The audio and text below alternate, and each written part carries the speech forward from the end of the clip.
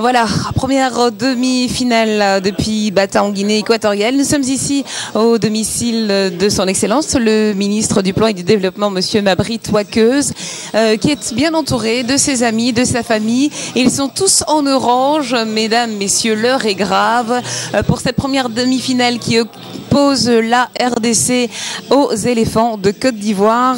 Regardez, ça risque de déménager. C'est parti.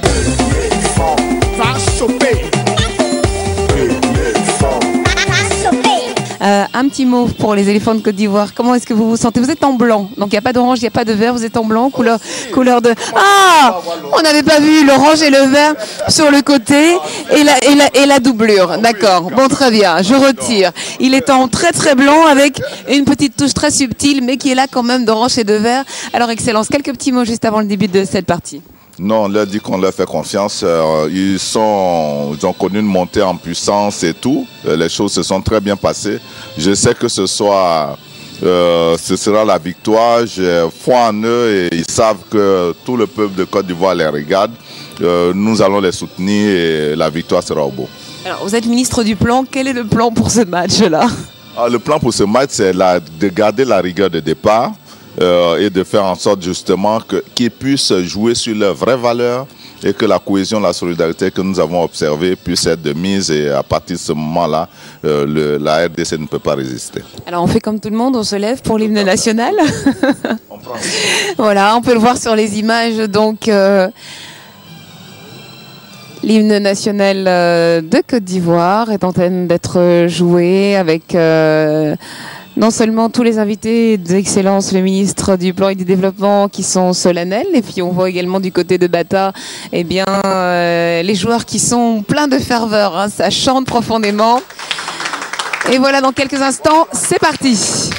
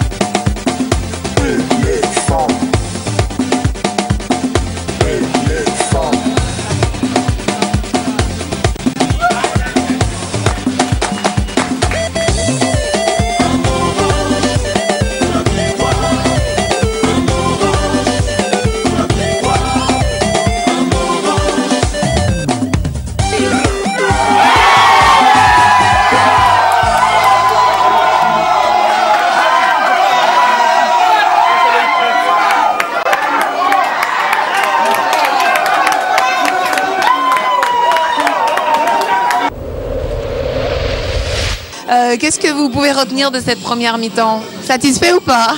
Non, c'est une mi-temps un peu timorée pour la Côte d'Ivoire parce que justement, on est difficilement rentré dans le match. Mais Dieu merci, on a été réaliste. Nous assistons à une belle rencontre et les gens ont prouvé qu'ils sont très matures. Et les buts que nous avons vus tout à l'heure, c'est des buts de très belle facture.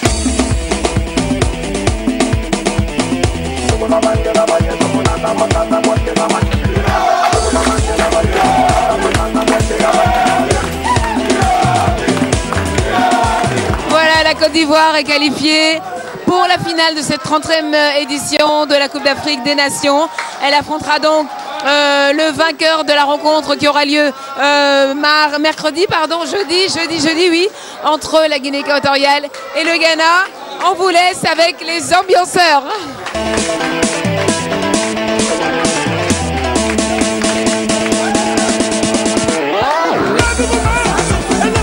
De la victoire, j'avais prévu 3-1 et ça s'est réalisé. Vive la Côte d'Ivoire, vive la Côte d'Ivoire, à nous le trophée. Alors, monsieur le ministre, est-ce qu'on peut avoir votre sentiment après cette victoire? Je vous l'avais dit, j'ai dit on montait en puissance et puis ça c'est quand même la hiérarchie qui est respectée.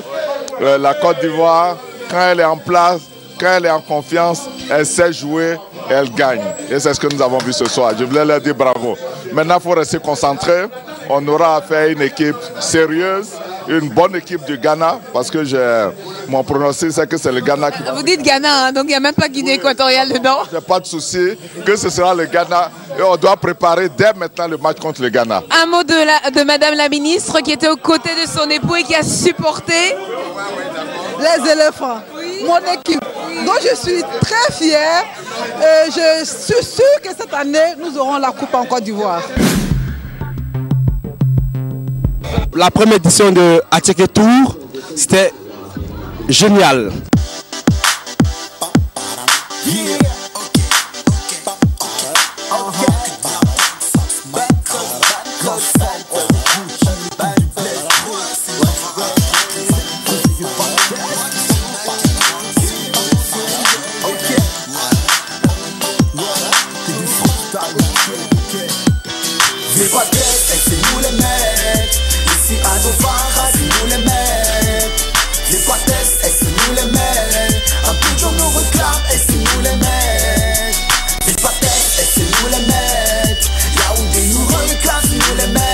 Nous avons mangé de belles choses faites à partir de l'attiéké et de poisson.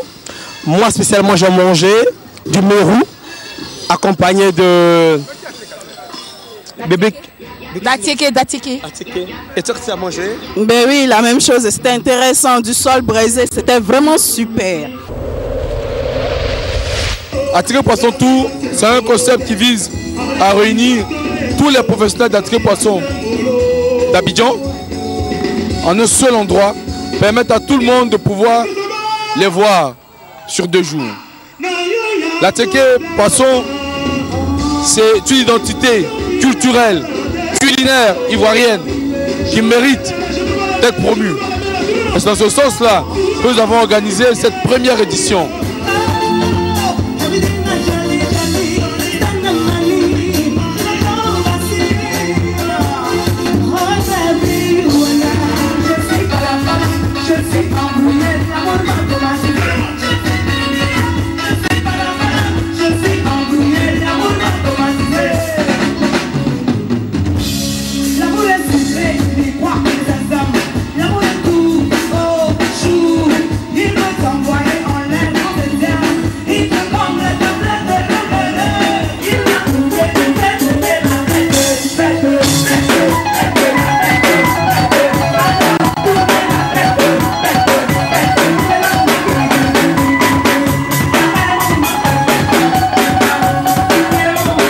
Moi j'ai très apprécié l'événement, d'abord pour l'initiative même autour de l'Attiéké Poisson, qui est un patrimoine ivoirien et qui s'exporte partout.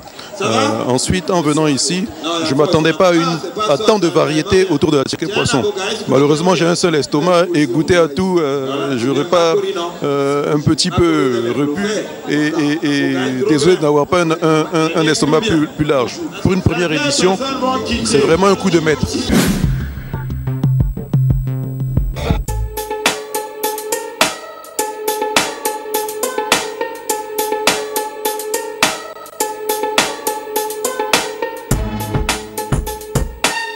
Peregrinates présente donc le travail de 3 photographes, les Sud-Africains Thabiso Sekala et Moussa Nsumalo, ainsi que la Kenyane Mimi Cherono Nkok, une exposition qui explore le concept de la photographie comme principe commun d'enquête, de découverte et de représentation. Une errance dans laquelle se lance le photographe, transformé en voyageur et en explorateur. Les œuvres exposées dépeignent le voyage comme un récit elliptique intégrant différents lieux et analyse le rapport de chaque photographe à l'espace. Sous-titré « Notes sur le voyage dans le temps et sur l'espace », cette exposition analyse les notions de politique de l'espace, d'économie du temps et du voyage, ainsi que les différentes possibilités de se déplacer accordées aux voyageurs.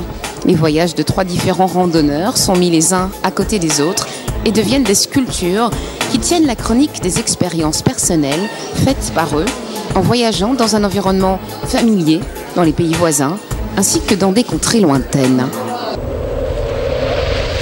Nous sommes en compagnie de Mimi Chirodonko, qui est donc l'un des 3 artistes à participer à cette exposition que je ne me trompe pas, note sur un voyage dans le temps et sur l'espace, Peregrinate. Alors on va essayer de parler français, si ça ne marche pas, on va parler anglais et vous lirez les sous-titres. Bonsoir Mimi, comment ça va? Ça va bien, vous allez bien?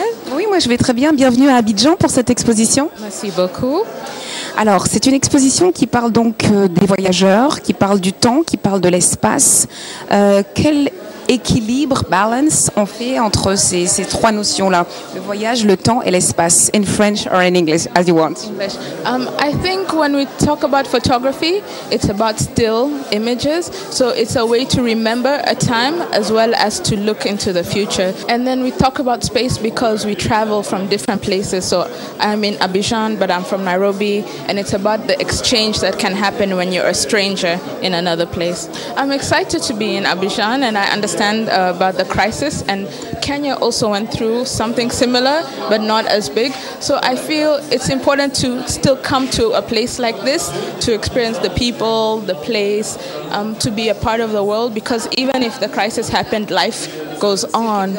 Yeah, so I'm interested in being a part of that process and hearing what people think of Abidjan and how they feel about being here even after everything that's happened. So I'm really excited to be here. On est devant une photo où on peut voir un taxi jaune et noir. C'est un taxi qui vient tout droit de Dakar au Sénégal. So Mimi, can you tell us some words about your trip that was in Dakar, Senegal? Can you tell us some few words about your trip there? I went to Dakar for the Dakar Biennale, which was last year, and you took part of that. I was part of the Dakar Biennale. So I was only there for 5 days, but Dakar as a city is so amazing. So I just went everywhere and took as many pictures as possible, and I realized they're almost like a cinema, and I really like Senegalese filmmakers like Ousmane Sembene, and I feel for me Dakar was a new way of looking, as a new way of looking, of seeing. So I really love this image. And also in Abidjan, like there's so many things I'm seeing that are very different from where I'm from. So I'm excited about the possibilities of working in Africa.